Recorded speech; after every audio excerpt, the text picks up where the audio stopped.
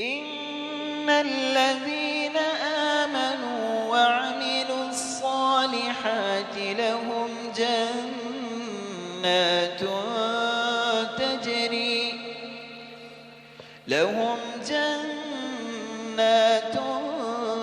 تجري من تحتها الأنهار ذلك الفوز الكبير.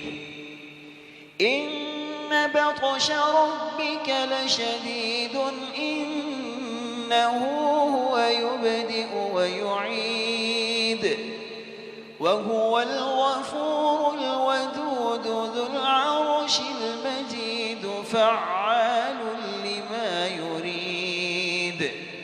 هل أتاك حديث الجنود فرعون وثمود بل الذين كفروا في تكذيب والله من ورائهم